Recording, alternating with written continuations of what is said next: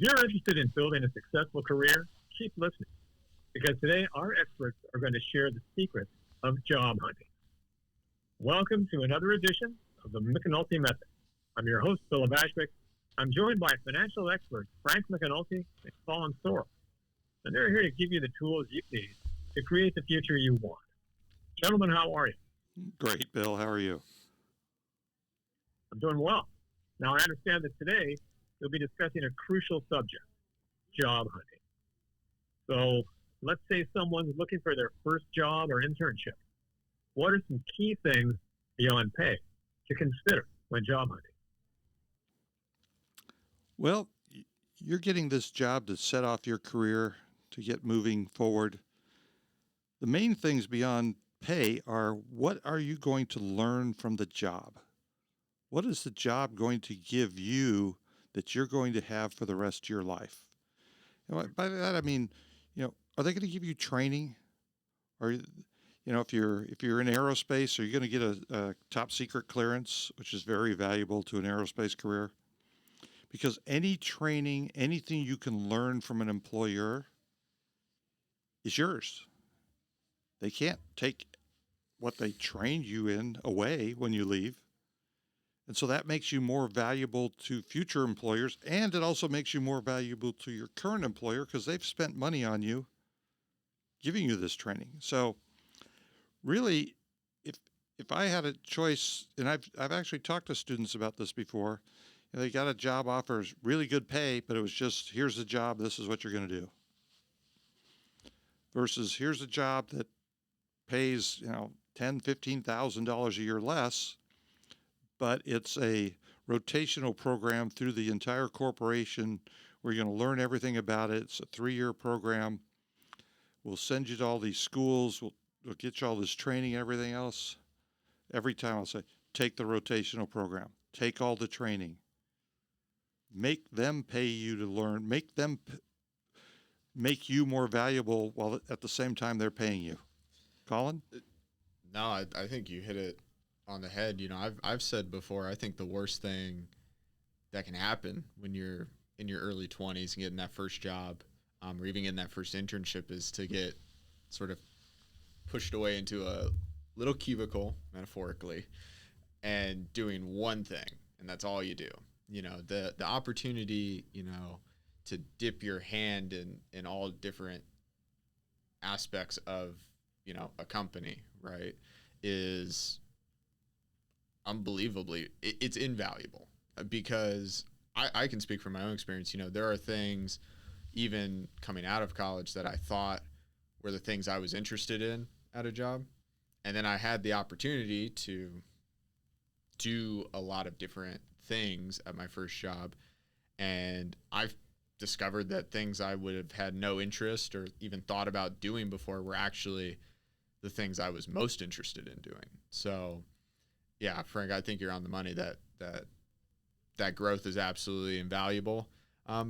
If you want to look at it from a more analytical perspective, there's always look at the benefits, look at the retirement plans. When we get into our discussions about retirements and savings, the earlier you can start, the better. So, if you can find a place early on that has very generous retirement plans, those roll over whenever you leave, go to your next job. So, those are things that you don't see in the paycheck, but they do have value. So, but I would say first and foremost, what Frank said, especially when you're young, opportunity to do lots of things, grow, find what you really want to make a career out of.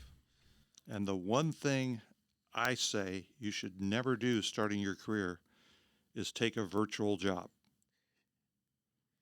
Because, we talked in the previous episode about building your network. Now your network is your work network, even more important. How do you build a network with people that you never meet?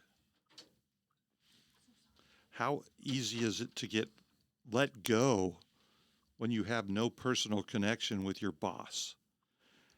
How hard is it to learn from people when you're not in the same place and you can't talk over coffee or invite each other to lunch and learn? That's truly the most important thing earlier in your career. Now the networks become critical. Not only critical within your company, but critical for your future career. My career, I've changed jobs a few times. Almost every one has been as a result of somebody I knew through my network. And that's what people forget. They say, oh, I'm going to get a remote job. I don't have to go to the office. I don't have to commute. And I was like, no, don't do it. You're handicapping your career. Get out there, do a good job, get people to like you, meet people, build the network, and you'll be much happier for the rest of your life. That sounds like great advice. But our next question is a little bit before that. It's let's say you're preparing for your first job or internship interview. What are some good interview tips? Well, you have to be attentive. You have to, be paying attention. And we all have horrible attention spans anymore because of all these devices. Be enthusiastic about the job. Be excited. You really want to. This is a great job. What you know about it, you really want to do it. And it's an attitude. I can do it. I can be a good employee. I'm excited about the prospect. I want to be here. That's what employers want. They want employees that are going to show enthusiasm because they're spending a lot of money to hire you. They don't want to. They never want to have to get rid of you. It's the last thing an employer ever wants to do is get rid of an employee. So that's why the hiring process, they want to say, okay, is this person going to be somebody that wants to be around here for the next 2 years, 5 years, 10 years? You don't have to be, but you want them to believe that you're going to be. Because they're not going to hire you think, oh, they're going to be gone in 2 years.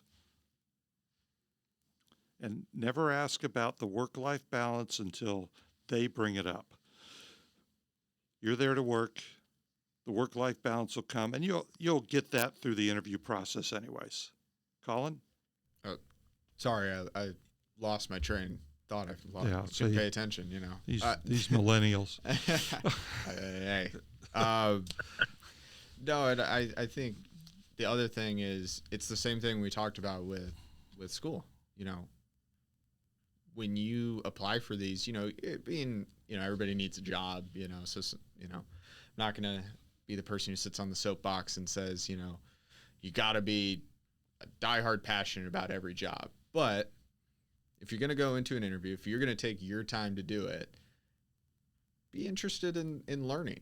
I've been involved somewhat in a couple of situations where we had to bring people on, hire people, and a lot of times, I'll take the person who wants to learn, who, is willing to go beyond and wants to learn to do things, maybe even beyond the job we're looking for, because whether you may fit the exact skills or requirements for the job, we can teach you those things, but the desire to learn is invaluable. And if you can convey that in an interview, I think that goes a long way with employers.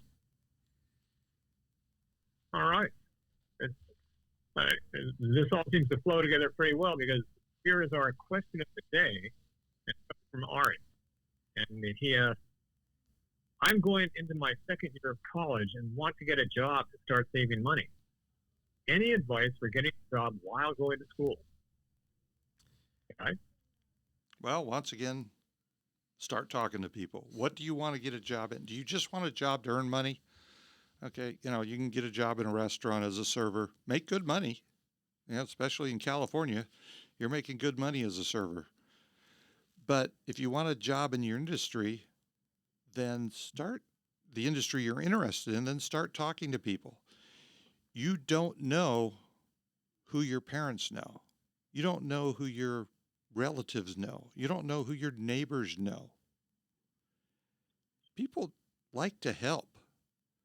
And it's always better for your job prospects is, we'll say if you want to get into accounting, if you can get a part-time job in an accounting firm for a couple of years, learn some of the business, learn some of the systems, now you're more valuable to a future employer.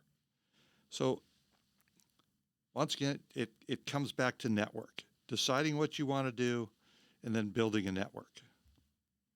No, absolutely. The one thing I would add to that is if you're going to make the investment to go to school, and Frank, I know you know people, I think you lived this before. I know I lived it before where, we made it work. We went to school and we worked full time and we made that work. But I would also say, say you can't get a job in your industry. That's, I know it's very hard to do when you're in college. If you're going to take a job to start saving money, don't lose sight of the fact that you're making the investment to go to school. If working 30 hours a week, 40 hours a week is, hurting your productivity, I guess, for lack of a better word, in school, that's not good. Right. School needs to come first. And so you need a school-work balance. Exactly. Exactly. And, so maybe look for, if I had to give advice to somebody on campus, look for jobs on campus. They know they're going to hire college students. They understand you have classes. They might offer that flexibility. Actually, not might. They will offer that flexibility. So I will throw that out there. But yes, to Frank's point, network as early as possible, because even as a second-year college student, it's never too early to start finding opportunities in the industry you're interested in. Well, thank you, guys. That's some darn good advice. And good luck with your job searching. We're rooting for you. On our next episode, Frank and Colin are going to reveal the secrets on how to turn taxes into another step toward a successful financial future. So if you listening out there, you really don't want to miss this one. So thanks for listening. If you want to learn more, you can check out other episodes at our YouTube channel at The McEnulty Method or wherever you're listening to this podcast.